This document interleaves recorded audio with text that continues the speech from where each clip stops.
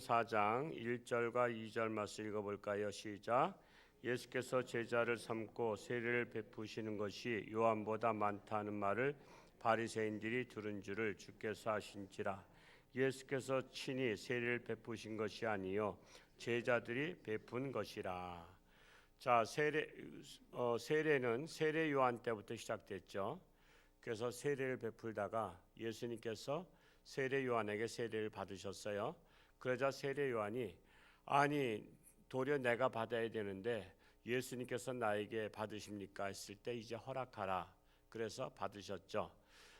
그리고서는 이제 예수님께서도 공생을 시작하시면서 세례를 주시는데 예수님은 직접 세례만 주신 것이 아니라 제자들에게 세례를 베풀 수 있는 능력을 주신 것이죠. 그 권한을 주신 겁니다. 그래서 세례는 제자들도 함께 베푸니까 12제자가 베푸니까 그 많은 인원들을 다 소화하고 세례를 베풀 수 있었던 것입니다. 그 세례가 오늘날에 누가 세례를 주죠? 목사가 세례를 주잖아요. 그 법적 권한을 갖고 있는 것입니다. 전도사도 세례 베푸는 권한이 없습니다. 그것이 목사가 베풀기 때문입니다. 그래서 이 진중 세례식을 가면 여러 개의 목사님들이 세례를 함께 베풀죠. 왜냐하면 한꺼번에 한 100명, 200명, 막 300명 세례를 베풀 때가 있어요.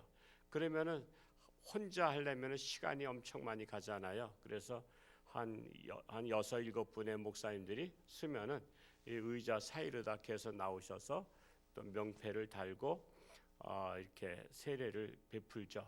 그래서 이 세례는 예수님만이 베푸시고 세례 요한만이 베푸는 게 아니라 그 예수님께서 그 권한을 제자에게 또한 제자에게 이렇게 해서 오늘날에 목사에게까지 베풀 수 있도록 하셨다라는 것입니다. 그것이 바로 질서의 하나님이신 것을 알 수가 있습니다. 3절에서 5절까지 읽어볼까요? 시작. 유대를 떠나사 다시 갈릴리로 가실새 사마리아를 통과해야 하겠는지라. 사마리아에 있는 수가라는 동네에 이르시니 야곱이 그 아들 요셉에게 준 땅이 가깝고 그랬어요. 자, 유대 땅에서 갈릴리를 가실 때에 그 동네 중간에 사마리아가 있습니다. 그러니까 이 사마리아를 통과해야 되는 거예요. 근데 이게 뭐 같으냐면 우리가 원주를 가려면은 어디를 통과하죠? 행성을 통과하잖아요. 그러니까 행성을 통과하지 않고 원주를 가려면은 저쪽 양평으로 돌아간다 그러면은 그 얼마나 힘들겠어요. 시간상으로도 그렇고. 그래서 통과할 수밖에 없는데 원래 유대인들은 사마리아를 잘 통과하지 않았습니다. 돌아갔습니다. 불편해도. 왜 그랬냐면은 사마리아 사람들하고 상종하지 않았어요. 왜 상종하지 않았냐? 역사적 지리적인 문제인데 이 사마리아는 저 위에서 쳐들어올 때에 뭐 바벨론, 아수르 이런 나라들이 쳐들어올 때에 그 중간 지역이에요. 거기를 통과하게 돼 있어요. 근데 거기를 통과하다 보니까 전쟁이라는 것은 비참하잖아요. 옛날에 전쟁이라는 것은 특별히 뭐 다 20대 남자들이 전쟁터에 나가면 20대 남자들이 가는 마을마다 여성들을 성폭행합니다. 근데 이 사마리아가 그런 장소예요. 이 사마리아를 통과할 수밖에 없다 보니까 그냥 뭐 어떤 군인이 오든 그 동네 여자들을 다 성폭행해 버립니다. 그러니까 거기에서 또 임신이 된 분도 있고 안 된 분도 있지만은 임신한 사람들이 그 당시에 애를 낳잖아요. 애를 낳게 되면은 그게 바로 이방 국가의 자식을 낳게 되는 거예요. 그러다 보니까는 이 사마리아는 오리지널 유대인이라기보다는 그 씨가 이방인들의 씨가 섞여 있는 그런 요즘 말하자면 다문화, 다민족 그런 씨를 받게 된 거예요. 그러니까는 유대인들이 상종을 하지 않은 거야. 너희는 우리와 다르다. 우리와 다르다. 옛날에 우리나라도 흑인 우리 가수도 있었잖아요. 그런 분들 아주 인종차별했잖아요. 그것처럼 인종차별을 하다 보니까 사마리아를 통과하지를 않고 그냥 원주 갈 때 행성으로 가지 않고 양평으로 돌아가듯이 사마리아 땅은 밟지 않은 거예요. 그러니까 한마디로 그냥 막말로 말하자면 재수 없는 땅이다. 침이나 뱉고 가는 그런 땅이에요. 그런데 예수님께서 그 사마리아를 가신 거예요. 가신 의도가 있으시죠? 예수님은 어떤 민족, 어떤 사람도 다 하나님의 자녀로 수용하고 있다는 것을 보여준 것입니다. 그래서 예수님께서 사마리아를 가셨던 것입니다. 6절 말씀 읽어볼까요? 6절 말씀 시작. 거기 또 야곱의 우물이 있더라. 예수께서 길 가시다가 피곤하여 우물 곁에 그대로 앉으시니 때가 6시쯤 되었더라. 거기에 야곱의 우물이 있었다. 이 야곱은 조상이잖아요. 한참 조상이에요. 그러니까 예수님께서 그 우물 곁에 서 계셨는데 우리가 말할 때는 우물이 뭐 있는 것이 뭐 당연한 거다. 우린 집집마다 우물이 있다시피 했단 말이에요. 옛날에도 집집마다 우물이 있고 아니면 공동 우물이 있었어요. 근데 이 팔레스타인 지역은 우물이라는 것이 보통 사방 10리, 20리, 30리 안에 하나가 있을까 말까요. 그 정도는 물이 안 나와요. 그러니까 엄청 어려운 거예요. 그냥 우물이 하나 있다는 것은 그건 굉장한 겁니다. 그것 때문에 동네가 생기는 거예요. 우물 때문에. 그래서 거기에 야곱의 우물이 있었다라는 것은 이 사마리아가 그래서 생기게 되었다라고 하고 있는 것입니다. 그래서 6절 7절 말씀 또 읽어 7절에서 10절까지 8절까지 한번 읽어볼까요? 시작. 사마리아 여자 한 사람이 물을 기르러 왔음에 이는 제자들이 먹을 것을 사러 그 동네에 들어갔음이러라. 자, 예수님은 우물가에서 앉아 계셨고 제자들은 먹을 것을 사러 그 동네로 들어간 상황입니다. 자, 이럴 때 누가 나왔느냐? 사마리아 한 여자가 물을 기르러 왔어요. 그런데 제6시쯤 되더라 하는 것은 그 당시의 시간의 개념이 우리나라랑 지금 현재랑 달라요. 그래서 제6시쯤이라는 것은 정오 12시쯤을 말하고 있어요. 근데 정오 12시쯤에는 물을 기르러 오지 않아요. 왜냐하면 가장 더운 시간이거든요. 그래서 저녁 때나 물을 기르러 오는데 이 여인은 한낮에 대낮에 가장 더운 시간에 물을 기르러 왔어요. 그렇게 온 이유가 이제 나중에 말씀 속에 나오지만 그 사마리아 여인을 사실 예수님은 기다리고 있었던 겁니다. 왜? 그를 구원시키기 위해서. 그를 구원시킴으로 말미암아 항상 이 전도의 역사는 한 사람을 구원시키면 그 한 사람이 두 사람, 세 사람을 전도하는 것을 볼 수 있습니다. 그래서 한 가정에 한 사람이 예수 믿으면 이미 그 가정은 이제 예수를 믿기 시작한 가정이 되는 거예요. 그래서 한 사람만 예수 믿어도 그 가정은 소망이 있다. 그 사람 때문에 복을 받게 되고 구원을 받게 된다. 그래서 그걸 몰라서 그렇지. 그 가족들은 몰라서 예수를 믿는 그냥 화덩어리가 들어왔다 그러는데 그건 몰라서 그런 거예요. 뭐 예수를 집에 들어오면은 뭐 한 집에 두 종교가 있으면 집안이 망한다 그러잖아요. 그렇게 엄포를 놓은 거예요. 엄포. 여러분 생각해 보세요. 그 말들을 주로 어떤 종교에서 말하죠? 한 집에 두 종교가 있으면 집안이 망한다. 불교에서 말하죠. 그것이 불교에서 나왔어요. 자, 근데 불교는 무엇을 표방하죠? 자비. 여러분 자비가 뭐죠? 여러분 자비라는 것은 자비는 어떤 때 자비를 베푸는 거죠? 잘못된 자에게 용서를 구하고 자비를 베푸는 거잖아요. 근데 예를 들어서 예수 믿는 사람이 들어왔다고 해서 자비를 베풀지 않냐고 그냥 화를 주고 집안을 망하게 한다면 그 부처님은 어떤 부처님이야? 그건 포악한 부처님이잖아요. 그러니까 그냥 불교의 교리에도 맞지 않는 교리야. 아니 우리가 알기로 부처님은 존경받을 만한 분이란 말이에요. 그는 신이라는 개념을 떠나서 그는 인간적으로 존경받을 만한 분인데 거기에 기독교 신자가 들어왔다고 해서 그 집안을 망하게 하는 무자비한 부처님이 아니란 말이에요. 그러면 불교는 사기치고 있는 거예요. 왜냐하면 기독교를 배척하기 위해서 거짓말로 엄포를 놓고 있는 거예요. 근데 사람들은 이것에 넘어가잖아요. 그래서 한 집에 두 종교가 지면 우리 집안 망해. 그러니까 기독교인을 핍박하잖아요. 교회 나가지 못하게 하고. 그게 바로 어리석은 행동인 것을 알 수가 있습니다. 참으로 예수님은 이 사마리아 성에서 이 한 여인을 만나서 그를 구원시키고 그로 말미암아 이 사마리아를 복음화시키려고 하는 그런 계획이 있었던 것입니다. 9절 말씀을 읽어보겠습니다. 9절 말씀 시작. 사마리아 여자가 이르되 당신은 유대인으로서 어찌하여 사마리아 여자인 나에게 물을 달라 하나이까 하니 이는 유대인이 사마리아인가 상종하지 아니함이러라. 이것을 이 사마리아 여인도 알고 있어요. 유대인은 자기들을 벌레 보듯이 봤거든요. 그런데 깜짝 놀란 거야. 그리고 자기들한테 뭘 달라 소리도 안 해요. 부탁도 안 해. 말도 안 해. 상종도 안 해. 근데 당신은 내가 보니까 유대인인 것 같은데 어찌 나한테 물을 달라 합니까? 당신들과 우리들은 정말 원수지간이 아닙니까? 이렇게 말을 걸었던 것입니다.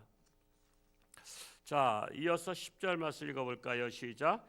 예수께서 대답하여 이르시되 내가 만일 하나님의 선물과 또 내게 물 좀 달라 하는 이가 누구인지를 알았더라면 내가 그에게 구하였을 것이요 그가 생수를 내게 주었으리라. 사마리아 여인이 생각하기를 유대인은 사마리아인을 취급하지 아니하고 말도 섞지 아니하는데 물을 달라고 하는가라고 질문했는데 예수님께서 말씀하시죠. 내게 물을 달라 하는 이가 내가 누군지 알았다면 도리어 내가 나에게 생수를 달라 했을 것이다. 이렇게 말씀하고 있는 거예요. 여기서 말하는 생수라는 것은 생명을 달라 하는 생명. 생수는 생명을 의미하고 있는 거예요. 생명을 달라 했을 것이다. 그러면 내게 내가 생명을 주었으리라 말씀하시고 있는 것입니다. 그러니까 예수님이 누군지 모르기 때문에 이 사마리아 여인은 예수님에게 달라하지 못한 거예요. 이 세상 살면서 참으로 쓸데없는 사람이 많이 우리 주변에 있죠. 쓸데없는 사람 만나게 되면 쓸데없는 시간들을 보내게 돼요. 여러분 사람 만나는 것을 가리는 것이 중요합니다. 여러분 자기 수준에 만나는 게 중요하죠. 자기와 보람된 말들을 하고 유익한 말들을 할 수 있는 자들을 우리는 만나는 시간 가져야 돼요.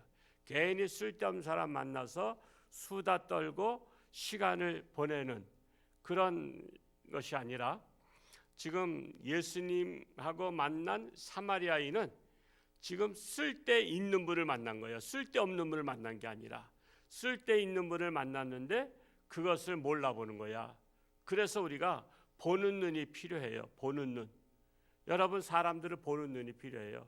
사람을 딱 보면은 저 사람은 쓸데있는 사람인가 쓸데없는 사람인가 이것을 보고 쓸데없는 사람이 만나서 수다 떨자 하려면은 여러분 그런 것은 지혜롭게 피하는 게 좋습니다.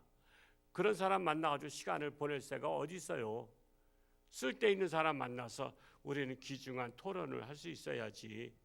그래서 우리가 살아가면서 정말 쓸데있는 사람들을 우리 주변에 많은 사람들을 두는 것이 살아가면서 우리 인생을 보람있게 하는 것이라고 볼 수 있습니다. 이 사마리아 여인은 처음에는 몰라봤죠. 몰라볼 수밖에 없죠. 예수님이 하나님의 아들이심을 몰라.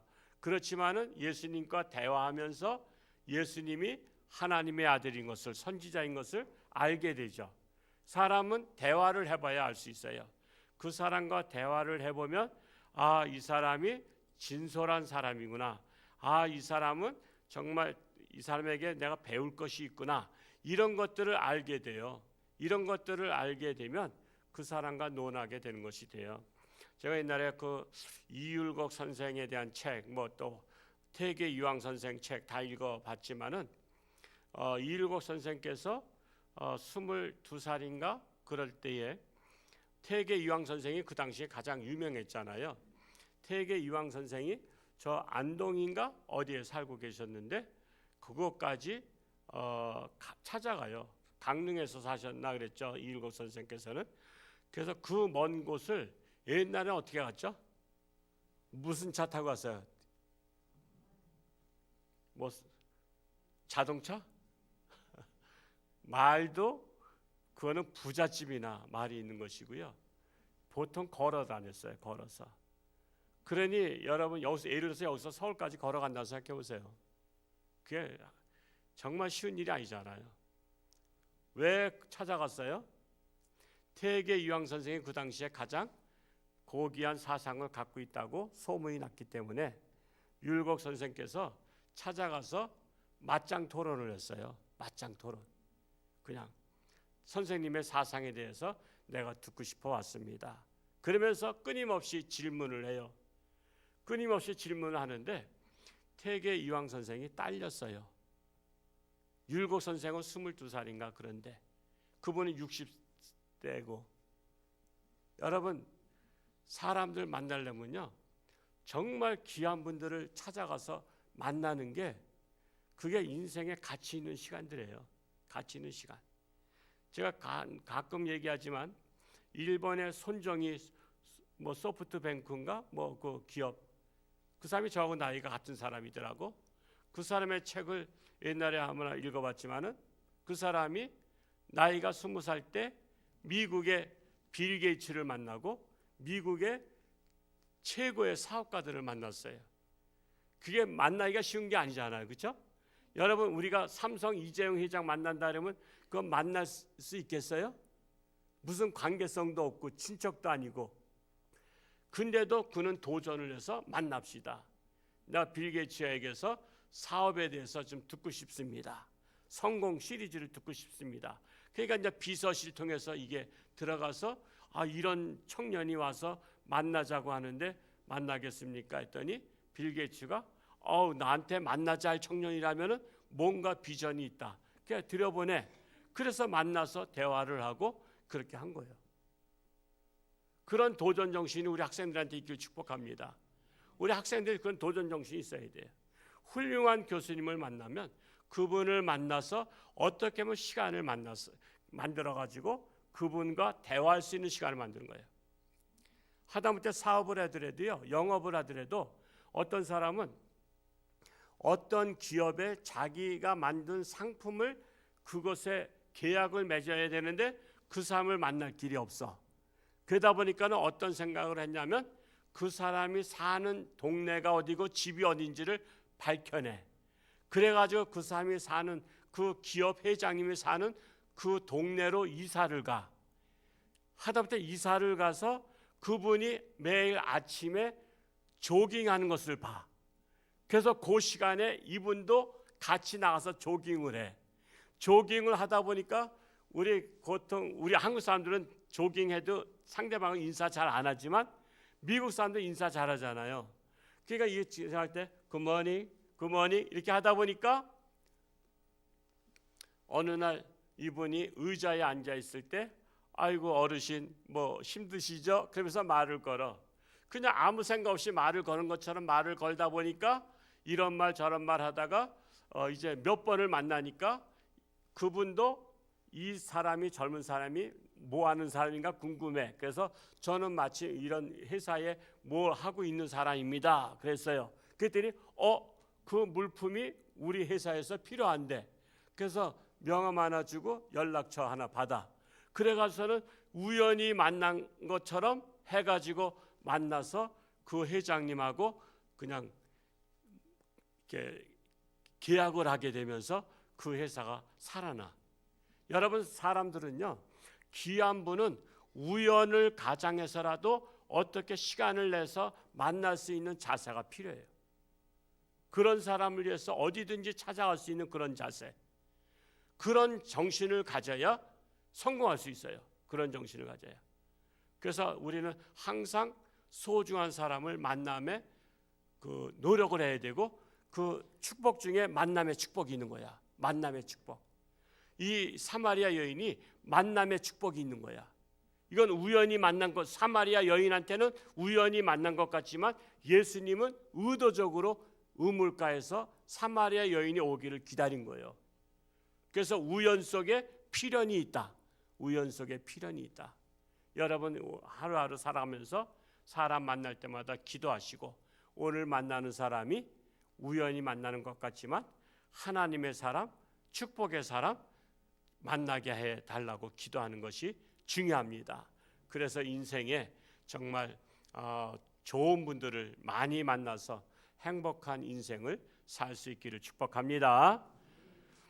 할렐루야. 고맙고 감사하신 아버지 하나님, 오늘도 사순절 기간을 맞이해서 새벽을 깨우며 하나님 앞에 신령과 진정으로 예배를 드리며 참으로 예수님의 사건을 봅니다.